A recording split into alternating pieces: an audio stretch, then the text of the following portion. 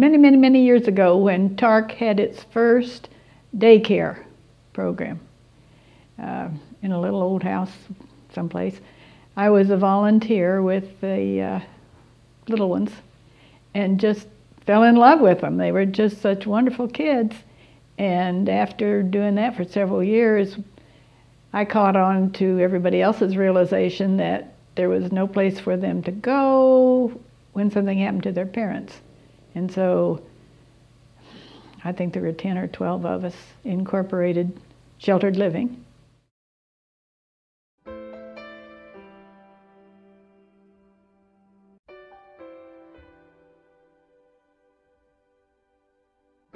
This started 33 years ago with some of our board members who came back with an idea and said, we need a fundraiser for sheltered living.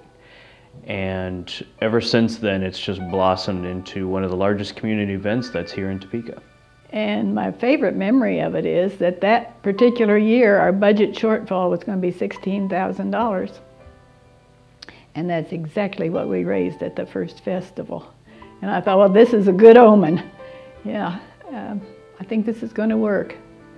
At the festival, we've got over 70 trees, and what we do is these trees are all decorated and donated to us by people of all kinds and creeds from across the community. We've got designers, we've got companies, we've just got people who love to do it, groups and organizations that come together and they design and decorate a tree, donated to us, and what we do is we put it on display for 4 days. A tree that's donated to us at the festival goes through many stages, has many lives, if you will. First, it just starts off in the mind, in the brain, the creativity of our designers and donors. They bring that together to our designer workshop day, which is usually on a Tuesday, right after Thanksgiving. Everybody comes in, and it's a large event where we've got 70 groups that come in. They decorate their trees on site. All their trees, the wreaths, they're there. And you just see all the juice and the flow and everything just go in that day for everybody putting it all together.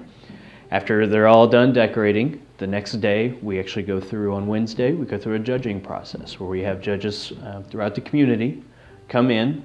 They do judging on several different categories: best sports theme wreath, best or most elegant tree, a large number of categories, and they vote on that and we award those. And then Wednesday night, we have a special party for our clients called our Holiday Ball. And this is where we officially light all of the trees. We flip the switch, light it, do it right there on TV with WIBW, and it's a fun experience because it's our clients who get to see everything first and foremost. The next day is when we open up. Thursday through Sunday, it is a general public, everybody walking through, thousands of people paying and walking in the door to come and look at the decorated trees. So we have them all set out, all nicely displayed and lit, and the community walks through. But the big event's on Friday night. On Friday night is when we auction off half of those trees. So we generally do over 30 trees we auction off in a live auction. We send out invitations and people can come as couples or a company can buy a whole table. Then they come, they view the trees, they get ready for the auction. For the last few years, we've had big screens on both walls so that they can view them as they're, even while they're sitting. As I said, we have a buffet for them. This year, we had the Topeka Drum Corps, and it started it pretty lively, and then we had a visitor from KU came over, and it all gave it some new life, some entertainment, like I say, to get things going.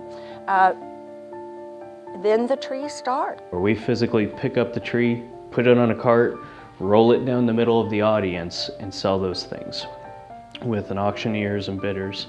And that is where the significant amount of money that is raised for sheltered living is raised that night. 3 years ago, I was asked to be a volunteer judge. And I was telling Jeanette, it's one of the most interesting aspects of the Festival of Trees because I know how much work and effort and labor that it takes to get it to that point, and then my job really is easy. I just come in and judge.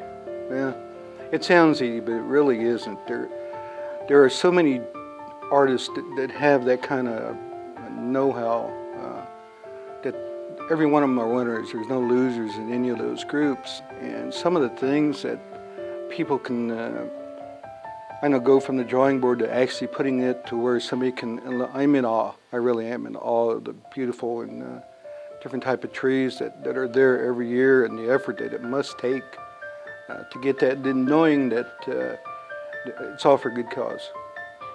One of my favorite parts is actually the day that the trees are decorated, the Tuesday before the Friday night auction. It's a festive occasion. It's great. You know, people are there. It gets you in the mood for Christmas, and you just know that come Friday night, those trees are going to be auctioned off, most of them, and it's just an exciting thing. It's the mood of the day. Well, for me, because I've got a music background, I always enjoy the entertainment side of it, and it's because that is a festive time, festive music, and it adds so much ambiance to the overall environment. Without music happening to enhance the trees, it's not quite as festive as it can be. So Christmas is a festive time, and music adds quite a bit to it. So that's one of the nicest things to hear is while people are walking through the trees, there's seasonal music going on. It's a great family event between the food, the entertainment, silent auction, boutique. I mean, there's all kinds of things that can be done. The kids have a chance to go through Candy Cane Lane and make some things for themselves. There have been other years that they've had opportunities to do their shopping there and have the gifts gift wrapped on site. A lot of times they're seeing the trees that either they made in school or they know somebody that's involved in putting the trees together. Girl Scouts, Boy Scouts, schools, churches, we've had all kinds of different groups that have put trees together. And typically, you know at least somebody involved with one of those trees. So it's a lot of fun. It's a great community event. Sunday evening, we load up every single tree and we deliver it. We deliver it to the people who purchase it. We take it to their home. We carry it inside. We do that Sunday evening and Monday morning. We deliver every single tree to the people that purchased it. It's a great community affair. Every year, they just know. They can plan, this is going to happen, and, you know, come on out and see what good people do, you know, for this cause. As long as new people keep coming in, I don't see why there should be an end to it. The only problem would be if we begin to depend on the same people year after year after year, and then we tend to die off. And I honestly feel that anybody comes to the Festival of Trees walks out of there knowing they really have been touched. And it makes a difference.